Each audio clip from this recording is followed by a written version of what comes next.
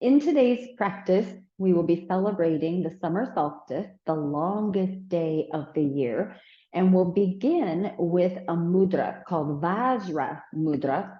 If you take your index fingers and thumbs and bring them to touch the tips together, and then we'll take the index fingers and thumbs and draw all four of them together. So you've got a closed space between the index finger and thumb, and then all four fingers coming together.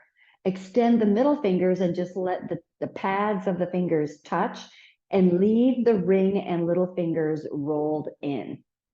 We'll hold this mudra in front of the solar plexus. This is the mudra of the third chakra. If you recall, the color associated with the third chakra is yellow, and it is the center of I am. So it is the center of your very being, of who you are and how you make your way in the world. And we're going to associate that with the warmth and energy of the sun in our practice today. I have a short meditation about the summer solstice. You can hold on to Vajra Mudra gently at the level of the solar plexus. If at any point in time your hands become fatigued, just let them rest to your lap with ease. The summer solstice marks the longest day of the year, the day with the longest light. As the sun stretches its rays across the earth and shares its radiance, we should not only be aware and celebrate the warmth, but also our own inner light. This day is about welcoming summer, the season of light and happiness, but also welcoming and cultivating those notions within ourselves.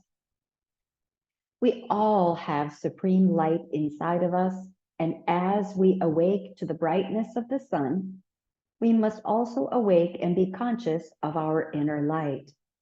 To cultivate this inner warmth, we must create a space in which to process that energy and let the sun filter into us. Let's begin with space to meditate on the illumination of the sun soaking through you.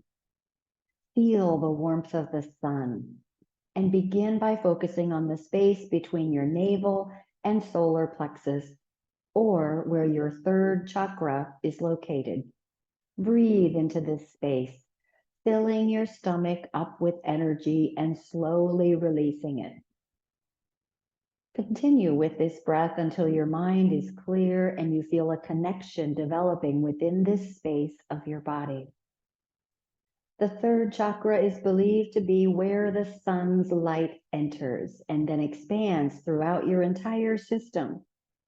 This chakra's element is fire and is associated with the fire in your belly.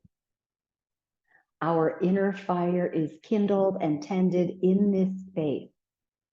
The third chakra is all about understanding our personal power and transforming it into action, being self-disciplined and confident, and knowing the power and freedom we have in taking control of our life. Now rest your hands on your stomach or chest, wherever you feel the third chakra's energy radiate the most. Visualize the chakra as a big yellow sun whose long rays are extending across your body. Imagine this golden light spreading throughout your body and illuminating you so that you too begin to shine like the brilliant sun. Breathe.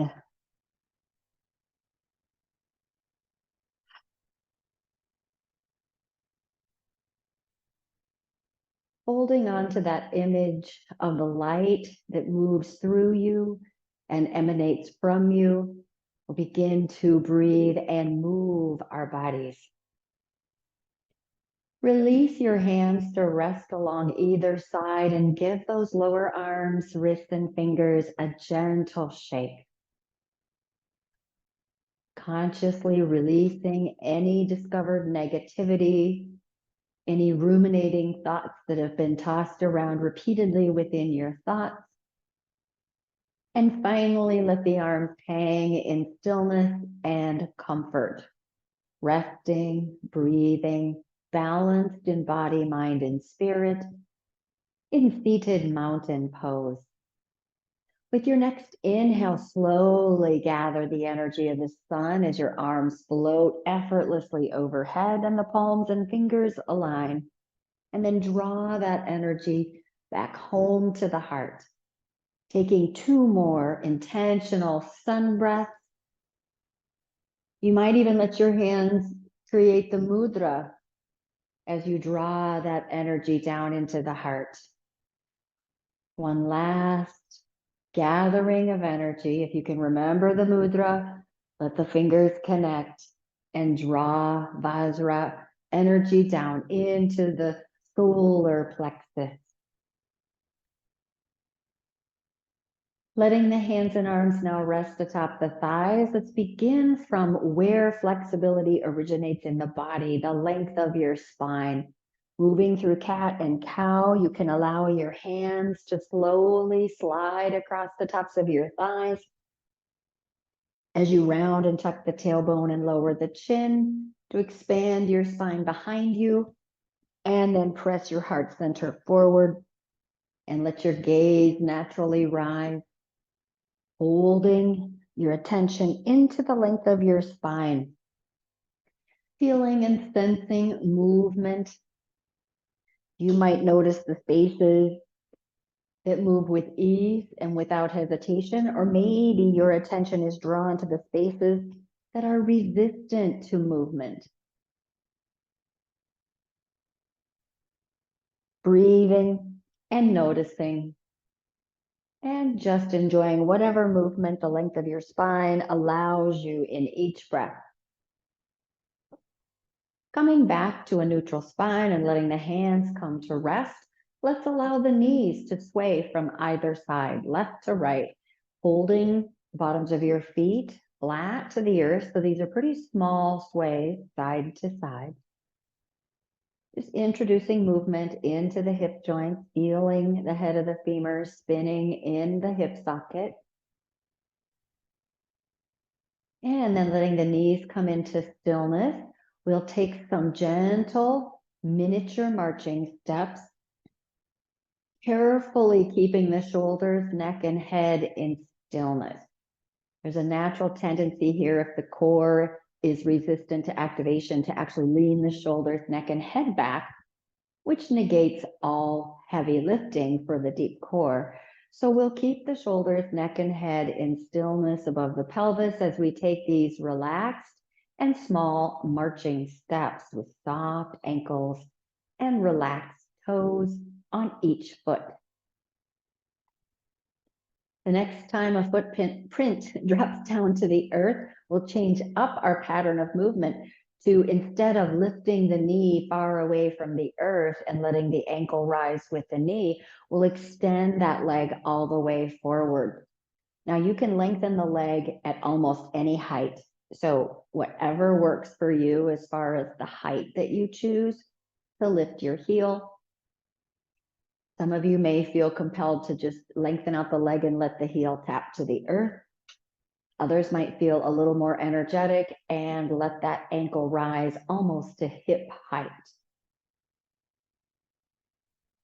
We're again keeping a watchful eye on the shoulders, neck, and head, making sure that we're not compensating and leaning back. We're holding the core in stillness and activation as we lift the leg and fully extend. Don't forget to breathe as you feel your energy moving from left to right and back. And the next time both footprints land to the earth, we'll take a moment in the motor cortex to imagine placing those 2 movement patterns together, so that on one side, we would lift in a marching step and then lengthen out and come back. Other side, lift in a marching step, kick it out long. Adding those 2 movements together. Noticing how the core is affected, how the breath pattern might change. Notice that tendency to want to still through the shoulders, neck, and head, or perhaps even lean back. We're fighting that urge to compensate by leaning back, holding strong in the core.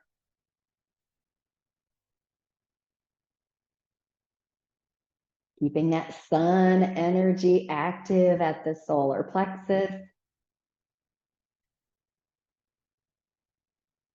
And the next time you place your footprints back down to the earth, once again, let the knees sway gently from side to side. And bringing the knees back to stillness, let your hands and arms drop down into gravity. We're going to add some arm motions here, taking one arm away from the side body. And again, you can keep it low or you can take it all the way parallel to the earth. Drop that hand back down to the side body and lift it straight forward in front of your heart. Return to that dangling long posture and switch to the other side, lifting across to the side, down and forward. Just creating a gentle pattern from side to side, outstretching to the wall beside you and then straight forward in front of the heart.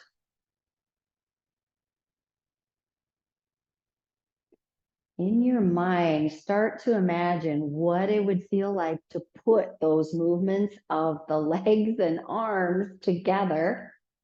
My first inclination is to believe that that would probably be a disaster. But let's give it a try anyway, letting the hands and arms float down to the side. I'll give you two options here. We started with a knee lift and then a leg extension.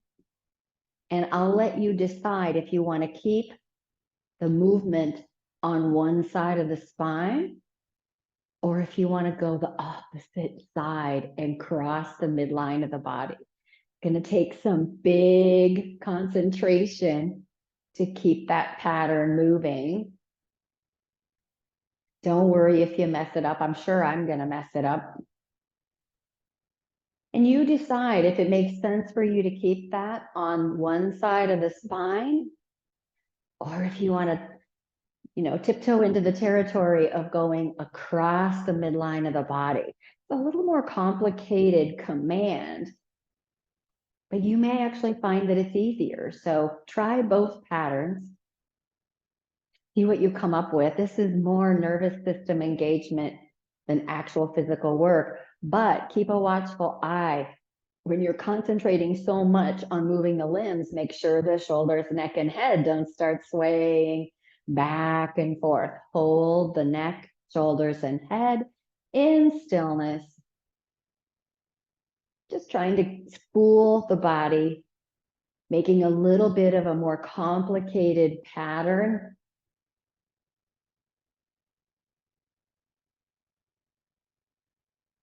And one last time, one last set of breaths. Do check to make sure you're still breathing. And once those footprints find the earth once again, we'll set the hands atop the thighs and let the knees sway a bit from side to side. And this time when the knees sway to the left, we're going to turn the shoulders, neck, and head gently to the right. Come back to center and a gentle rotation toward the other side. Exhale into rotation of the shoulders, neck, and head. Inhale back to neutral.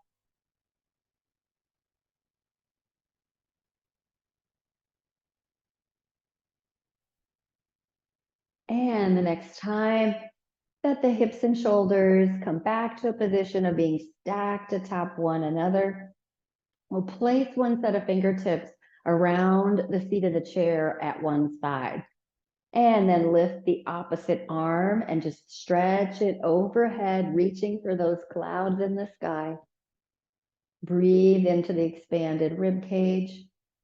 You might even notice that sun energy migrating into the lateral side body. And then if you feel called a little deeper, tilt the shoulders, reach overhead. Do keep the sitting bones balanced, the knees and ankles all balanced from left to right. This is a side torso stretch. And of course, there's some strength and stability happening at the compressed side of the waistband. And then we'll take a little cartwheel all the way to a rotation. The hand that was stretched overhead is now grasping the backrest of the chair. And we're breathing into a deeply rotated spine, engaging across the upper back and widening through the heart in deep spinal rotation. Bring the shoulders, neck, and head back to neutral. And we'll place hands to the side of the chair on the opposite side. Breathe an arm all the way overhead from the other side of the spine. First, just reaching skyward, creating space between shoulder and hip joint. Breathe into that newly expanded space. And when you're ready, tilt the shoulder girdle. Move a little deeper into side body lateral flexion. And then cartwheeling the hands and arms. Transition into rotation of the shoulders, neck, and head. Breathe into that deep rotation. And then unwind back to neutral.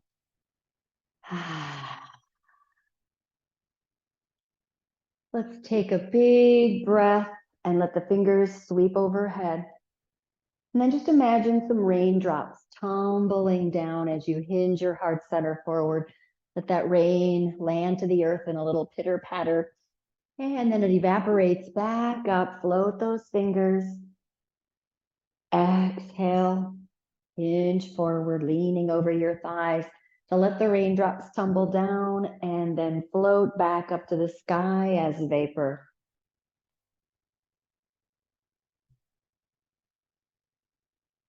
As we breathe and transition between raindrops falling, you can almost imagine the warmth of the sun returning. And the next time that the vapor is rising, we're going to transition to a standing posture. Let those hands outstretch overhead. And then slowly find your way back to a standing mountain pose with the hands and arms relaxed.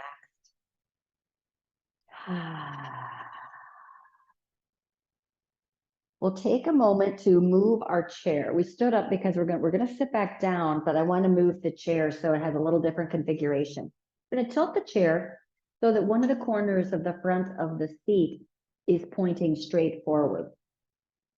And then we'll return intentionally to a seated posture with the body and the chest facing at about a 45-degree angle from where we were situated. Bring one leg across the midline of the front-facing chair so we can come into a warrior posture. It's a little easier to move between the postures when we have our sitting bones on the forward point of one of the chairs. So it's just a little different organization of our support, but the forward leg is bent at a 90-degree angle. That extended leg can move straight forward, or with your footprint flat, begin to slide it back, but only to the position where your footprint can remain flat and relaxed to the earth. We'll bring the hips into an alignment with the wall before your bent knee. You can feel some tension here in the glutes, a little pull on that hip flexor, a little activation of the glute and hamstring on that back leg. Just feeling the foundation of warrior one. Giving your best effort to keep those two sitting bones equal and parallel from the earth. And we'll just leave the hands resting here at the hips. Feeling and sensing a strong foundation with a strong core.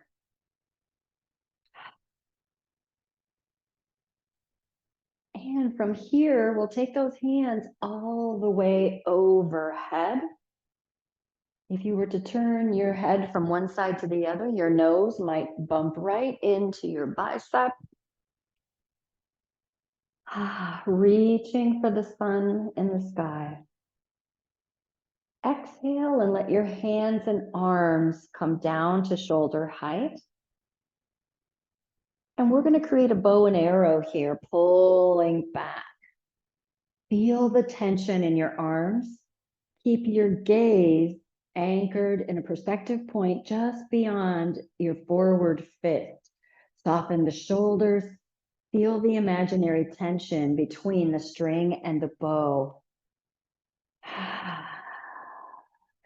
Aim for the light, and when you're ready, free the arrow, opening up your gentle fist and fanning out those fingertips. Lengthen out both arms, making the transition to warrior two. And we'll transition into extended angle, maintaining the integrity of our foundation, but letting that forward arm rest upon your thigh for support. If you want to test your strength and endurance, lengthen that forward arm and just press into the inner thigh for some stability, but use your core strength to hold the weight of the shoulders, neck, and head. This is extended angle.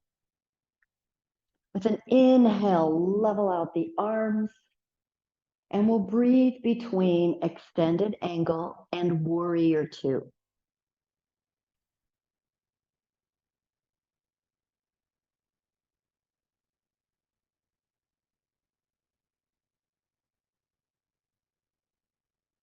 The next time that your arms are extended to either horizon beside you, we'll let that back hand float all the way overhead as you reorganize the hips to follow your gaze.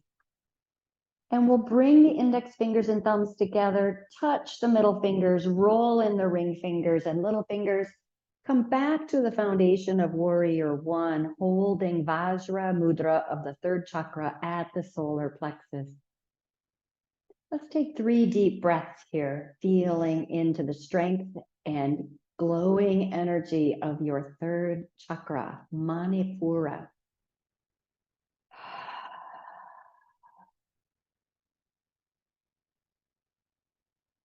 Soften your hands and then return to the start position, spinning around toward the back, straight, lengthened leg, and finding your seated posture. We'll go back to those raindrops falling down to the earth and evaporating up to the clouds,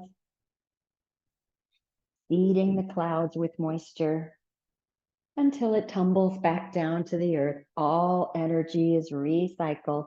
Eventually, we'll rise into a standing posture and let your hands and arms find the side body. We'll change the organization of the chair, just taking the opposite forward point, directly forward. And we'll take a mindful seat, this time with the seat of the chair at the opposite side, 45-degree angle. Keeping your sitting bones at that forward triangular point, we'll spin to the opposite direction, creating our foundation, letting one sitting bone sit at that forward corner with the other sitting bone free of the seat of the chair. Square your pelvis with the wall beside you and your forward bent knee. And from there, you can decide how far back that leg can extend behind you with the footprint resting flat to the earth. Once you have your foundation in place, think about reorganizing the hips to bring them into square alignment with your forward thigh, knee, and toes. And we'll take just a moment here with hands at the hips to just breathe and feel your foundation. Definitely feeling some tension. You might get a pull here at the hip flexor, some contraction here at the hamstrings and glutes.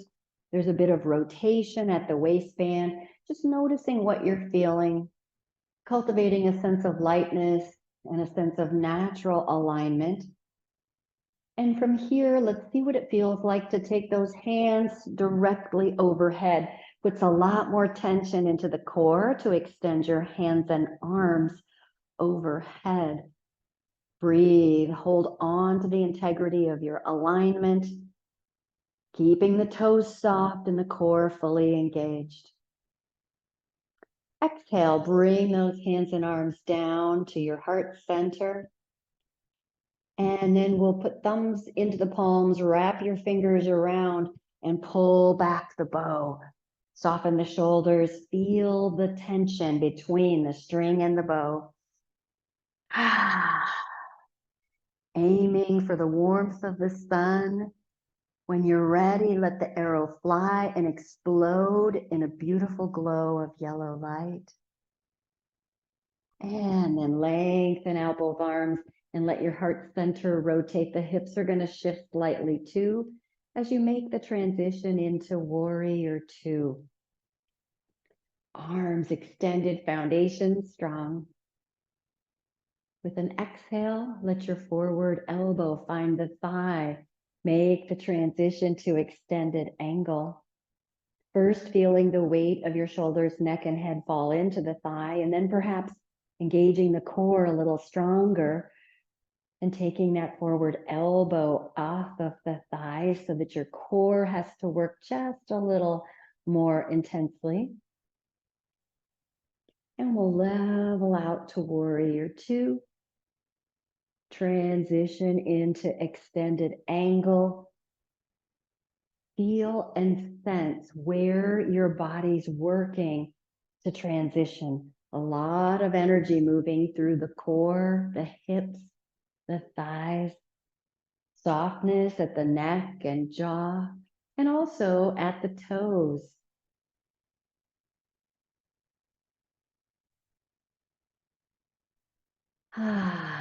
Nice easy breath. Transitioning between extended angle and warrior two. And the next time your hands and arms level out, we'll take those back fingers and bring them all the way around to the front. We'll place our hands at the hips and just re-explore the sensation of a strong, stable foundation. Reconnecting to your base in warrior one.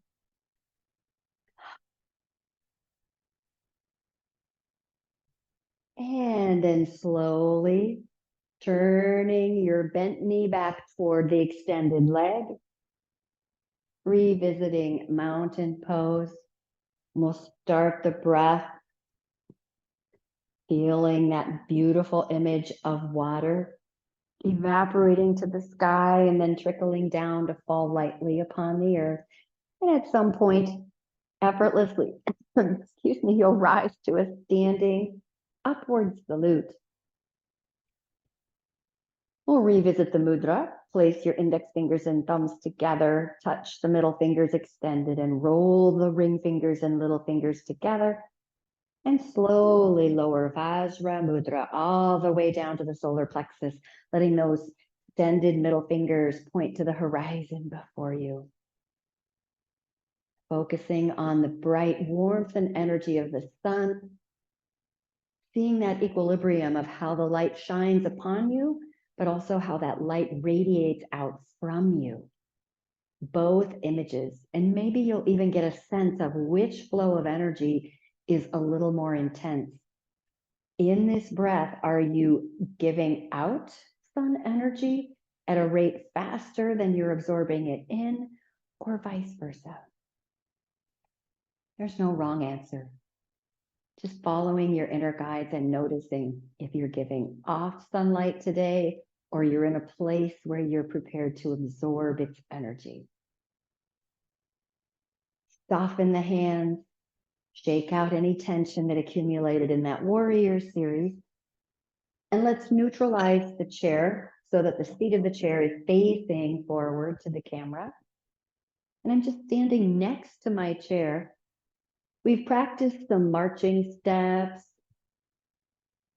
and we've done some leg extensions, working from the hips. I'm going to target the inner thighs now, holding on to the backrest of the chair. Walk as far as you comfortably can while still holding on to the backrest of the chair off to one side. Pick up your footprint closest to the seat of the chair and set that footprint across the seat of the chair with the toes angled toward the corner of the seat of the chair. We're just going to start bending and extending. We want to lengthen through the inner thighs and feel the strength of your foundational leg slowly bending and unbending. If you're struggling with discomfort at the knee here, keep that bend really small. You want to take one hand out to the side for a little extra balance. You might even lengthen both arms out to the side if you're feeling like the balance is coming easy for you today. Or maybe you're really feeling an attachment to that energy of the solar plexus. You come back to Vajra Mudra, feeling the sunlight slowly vibrating through your solar plexus. Breathing, moving, noticing where you sense this movement in the body the most intensely. And the next time that your extended leg or your foundational leg is fully extended, we'll spin on that footprint. You can maybe hop a little bit, but hold on to the back of the chair.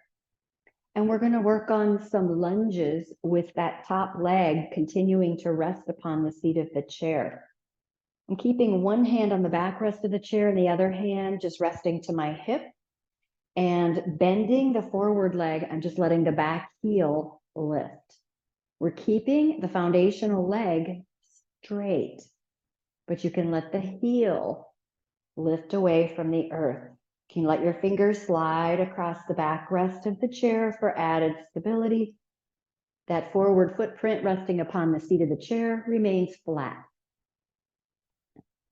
The only other option that you could experiment with is as the hips come back, you could flex the lifted leg at the ankle if you want to add more of a calf stretch and a little bit more of a balance challenge, because then you've got a heel lifted when you come forward, and then you'll have the toes lifted as you slide the hips back. So you decide.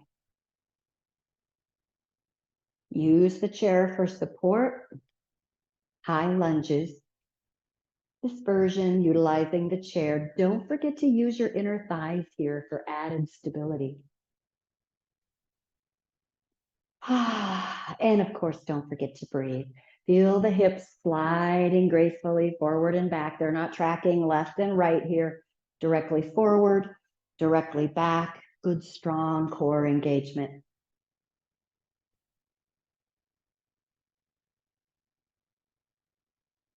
And the next time that your foundational leg is firmly upon the earth, pick up the footprint from the seat of the chair and return to mountain. Feel any imbalances from left to right, top to bottom.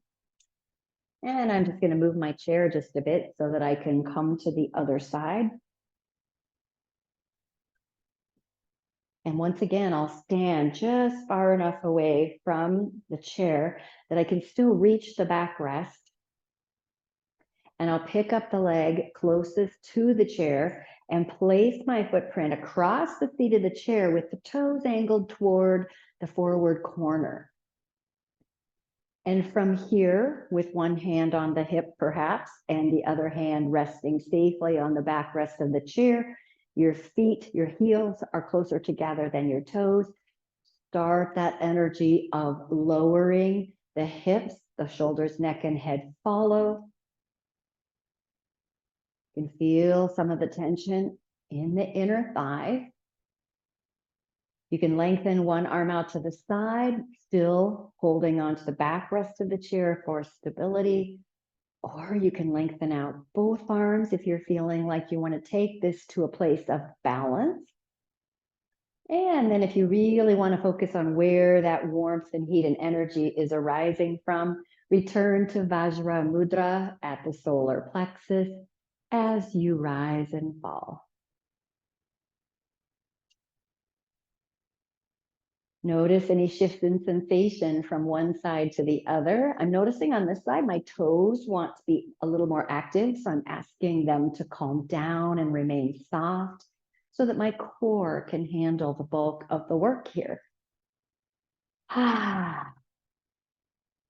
the next time your foundational leg is straight, we'll turn toward the chair. Might even hop a couple times.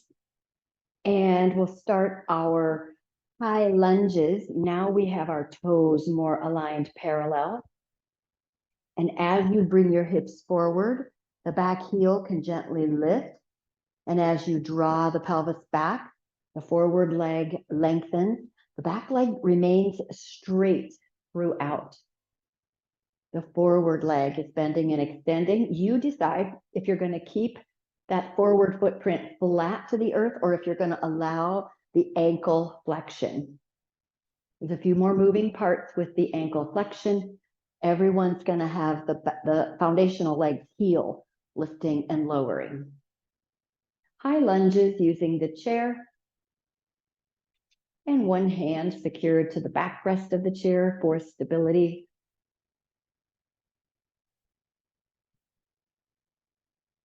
Big deep breath.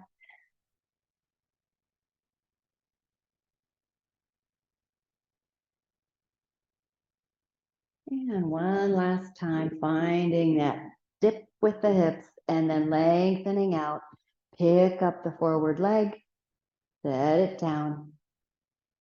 And coming into a standing posture, hopefully feeling a little more of a sense of symmetry between left and right, top and bottom, front and back.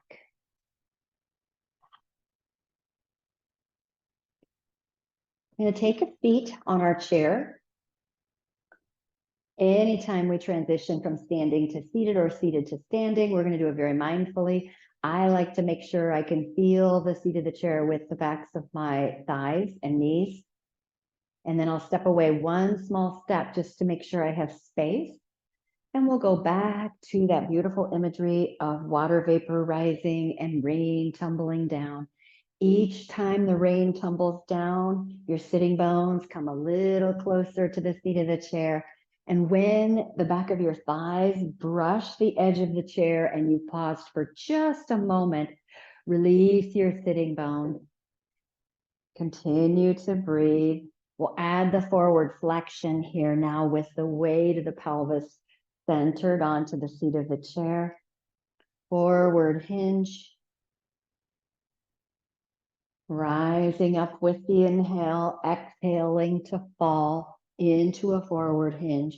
You can keep those fingers moving or they can be in stillness as long as the hands remain soft and the core attentive.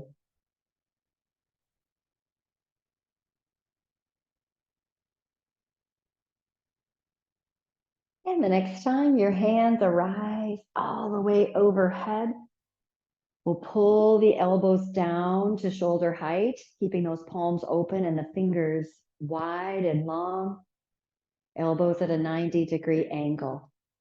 Reach from your sitting bones all the way through the wrist and then pull down. Reach, stretch, and pull down. Reach, pull. Reach all the way up. And we're going to imagine that now we've inserted a rope that's between our hands. And we're going to pull ourselves up, drawing that rope all the way down. Free one hand and reach up for a higher position on the rope. And then pull yourself up. And we'll just start climbing, feeling the energy, the isometric energy of the strength of one arm followed by the other. Big breath. My toes are even crinkled up and gripping the earth. I'm going to see if I can correct that. Engaging fully with the core and the strength of my upper back, shoulders, and arms. Reaching for that all-American medal in PE class that is always elusive. Oh, the physical fitness test. The rope was never my forte, but I can imagine reaching the top and then putting both hands all the way overhead and just feel your spine getting longer as you hang from the rope suspended near the ceiling. And then fairly quickly, with the assistance of gravity, we'll climb back down. and return to seated mountain. You can feel all the energy that was transported into the upper body in that super strengthening exercise. Let's let the knees sway just a bit. I'm gonna take a little longer Shavasana today, a little longer rest, but before we move into our final relaxation, we also haven't done any sustained spinal twist. Sliding your sitting bones all the way forward onto the seat of the chair. Pick up one footprint and cross one leg over the other, closing the space between the inner thighs and holding the ankles in close proximity to one another. Placing your stacked hands atop the knee, follow the outside edge of the hip. And then with your heart center, turn toward that side wall. Create a bind using the backrest of the chair and the outer edge of your thigh to draw the shoulders, neck, and head deep into rotation. A good opportunity to let the eyes within their sockets slide toward the horizon behind you here, just until you feel that gentle tug around the orbitals of the eyes. Send your gaze back, focus, and breathe. And then slowly neutralize the eyes first, and then the turn of the head all the way back. And then let the shoulders, neck, and head unwind before finally uncrossing the legs. Let the knees sway 3 or 4 times just to soften. And then we'll pick up the opposite knee, closing the space between the upper thighs, drawing the ankles close together with the strength of your inner thighs. And then we'll stack our hands atop the knee, follow the outside edge of the hip with your handprints, and construct a bind with both hands that allows you to rotate the shoulders, neck, and head. Gazing at the wall beside you, let the eyes continue to find rotation in search of the wall behind you, just until you feel that gentle pull in the muscles around the eyes.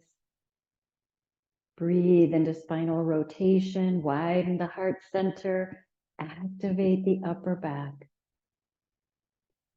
And then neutralize your eyes within their sockets, turn the head slowly back to neutral, and then release your bind and let the shoulders find neutral. Finally, we'll place both footprints to the earth. And for our Shavasana today, we're going to recline onto the floor with our chair version of legs up the wall, making the transition to standing with the strength of your core. We'll place the chair, and it can be any direction, so that you have space in front of the seat of the chair. And then you can use the chair to make your way down to a seated posture. And we'll sit next to the seat of the chair, facing a wall beside the seat of the chair. Get your sitting bones up nice and close to the front of the seat of the chair, and then lie down onto one side so that when you roll over onto your back, your legs can find the seat of the chair with your calves resting across the seat of the chair with the backs of your knees at the front edge. Take a few moments to organize the spine. Let your hands and arms lengthen out beside you. And finally, position the back of your head so that the chin is neither sinking down into the throat or jutting up toward the sky. We're looking to align the chin and forehead parallel to the earth. Finally, let your body fully relax into gravity. Hold your face expressionless. There's no need to smile or to frown. Softening the space around your eyes and mouth. Feeling all the points of contact between your body and the chair and the earth. And just letting a nice, easy breath guide you into relaxation.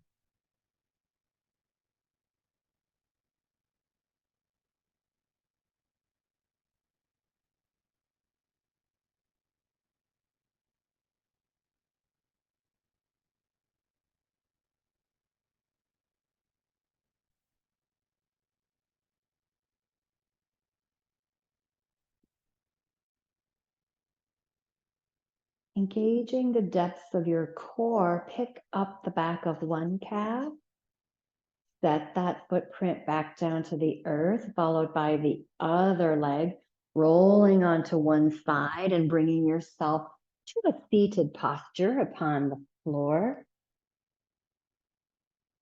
We'll come into easy pose here with legs in crisscross applesauce, whatever feels comfortable for your body. One last time, we'll revisit Vajra Mudra in the warm, sparkling energy of the third chakra. Index fingers and thumbs touching, middle fingers extended, the ring fingers and little fingers rolled in lightly to the palms. Hold your mudra in front of the solar plexus, the home of the third chakra. Feeling and sensing the beautiful warmth of the sun on the longest day of the year coming up. I think the actual time is 2 a.m. on Friday, but the 21st, Thursday, is celebrated as the summer solstice. So I hope that you'll find a way to incorporate some of the gratitude of that longest day and some of the energy that accompanies that in your own way. Relaxing and lengthening the fingers, bring thumbs to the heart in Atmanjali Mudra. As always, the divine light within me from the sun recognizes and honors the divine light within you. Namaste.